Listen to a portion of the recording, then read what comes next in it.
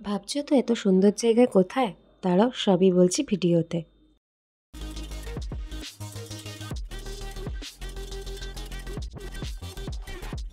তো এখন ঘোষবাড়িতে আছি আমরা। এখানে পিকনিক হচ্ছে and this is the place for boating. এখানে প্রচুর অনেক কিছুই আছে। আর এই ঝিলটা অনেকটা দূর পর্যন্ত চলে যায়, এটা নদী আকৃতির টাইপ হয়ে যায়। আর দেখো রাজহাঁসগুলো কি সুন্দর। এরকম ঘর আছে, তোমরা ঘর ভাড়া নিতে পারো। তাছাড়া ওপেন পিকনিকেরও স্পেস আছে যেখানে ঘর নিতে হবে না।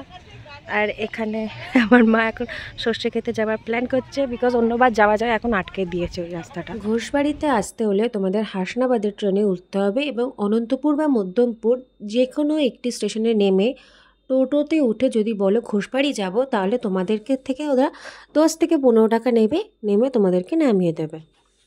চলো এক ঝলকে আশপাশটা একটু দেখে নিই।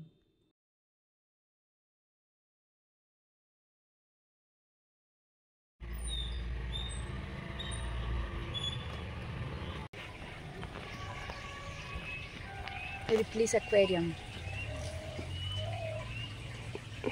গঙ্গার তলা থেকে যদি এরকম দেখা যেত।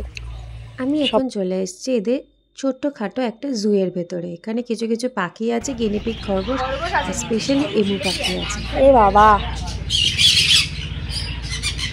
এমু কোথায়? এটা কি পাখি এত বড় মোটা মোটা পায়রা? না না, এটা এক টাইপের পায়রা।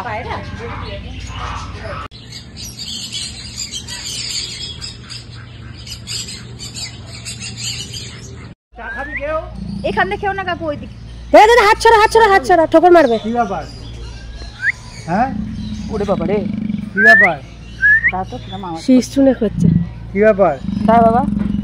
এবারের ঘোষবাড়ির স্পেশালিটি হলো এই ঘোষবাড়ি গির্জা, যেটি উদ্বোধন হয়েছে কিছুদিন আগে 25শে ডিসেম্বর উপলক্ষে।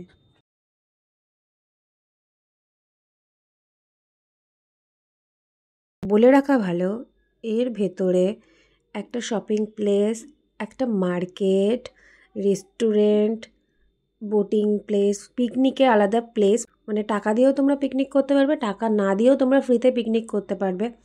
অসংখ্য রেস্টুরেন্ট, সাথে মেলা আর বারও আছে। তো তোমাদের জন্য সমস্ত ফেসিলিটি আছে একটা জায়গার ভেতরে।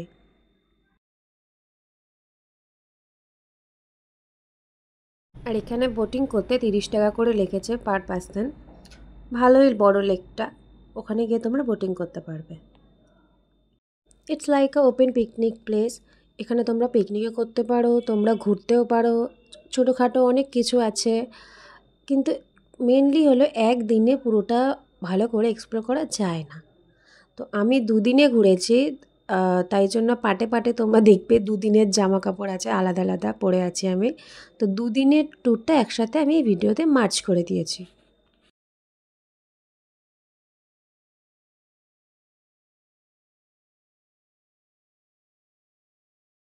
ঘোষবাড়ির একটা স্পেশালিটি হলো এখানে তুমি এক একটা সিজনে এক এক রকম রূপ দেখতে পারবে।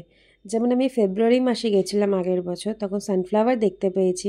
আবার আমার মা এসেছিল দুর্গাপুজোর সময়, তখন কাশফুলে ভর্তি। আবার একটু আগে যদি তোমরা নভেম্বরের দিকে আসো, তখন দেখবে অসংখ্য ফুল। তার সাথে এদের এখানে নিজস্ব শাকসবজি তো চাষ হয়েই থাকছে সব সময়। এখন তো ফুলকপি, বাঁধাকপি, মটরশুঁটি, শিম এইসব চাষ ভর্তি হচ্ছে।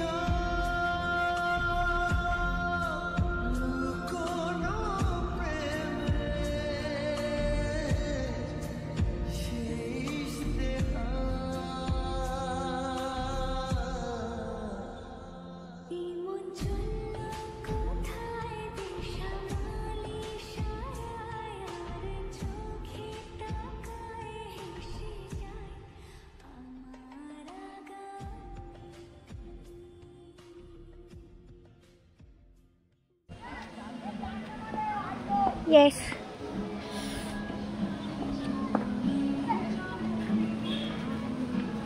হবে তো? হ্যাঁ হ্যাঁ। ও ওখানে নিয়ে চলে যায় এসছে মানে দেখ টাকা হ্যাঁ কিউট। ব্লগ হচ্ছে ইউটিউবের জন্য, কি বলতে চাও? খুব মজা হচ্ছে। তো তোমরা যারা যারা বসে আসো প্লিজ এই ঘোষবাড়িটাতে এসো আর নামদাম অনন্তপুর স্টেশনে, ঠিক আছে? বাদ বাকিটা তোমরাই দেখে নিও, আমরা কিছু বলবো না। তো আমরা এই ঘরটা ভাড়া নিয়েছিলাম। আমাদেরটায় প্রাইভেট সুইমিং পুল নেই, বাট এইটাতে প্রাইভেট সুইমিং পুল আছে। আর আমাদের ঘরটায় নিয়েছে 1500। আর আমি ইন্টেরিয়রটা দেখাই।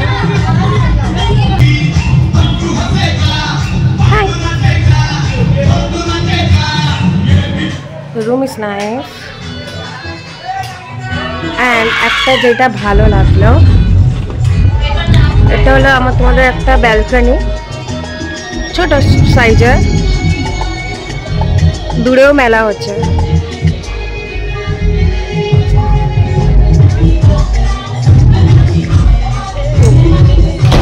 তোমরা যদি এখানে থাকতে চাও তারও ব্যবস্থা আছে। তো এই ক্লান্তি জীবনে যদি একদিনের ব্রেক নেওয়ার জন্য বা দুদিনের ব্রেক নেওয়ার জন্য কোনো জায়গা খুঁজছো, আমি আরামসে বলে দিতে পারি তোমরা এখানে আসতে পারো। কলকাতা থেকে বেশি দূর না, জাস্ট ট্রেনে উঠবেই আর পৌঁছে যাবে। আর বাচ্চাদের তো খুবই ভালো লাগবে, কারণ এখানে সারা বছরই 24 ঘন্টা মেলা বসে। আর সব থেকে বড় কথা, এখানে আসলে তোমাদের খাওয়া নিয়ে কোনো চিন্তা করতেই হবে না। এত সস্তা খাবারের দাম, আর তার উপর এখানের যে মার্কেটটা, ঘোষবাড়ি মার্কেট, যেটাকে বলা হয় গরিবের হাট, সমস্ত ধরনের মানুষেরা এখানে এসে শপিং করতে পারবে। এত কম দাম, মার্কেট প্লেসের থেকে এখানে হাফ দামে প্রায় বিক্রি হচ্ছে।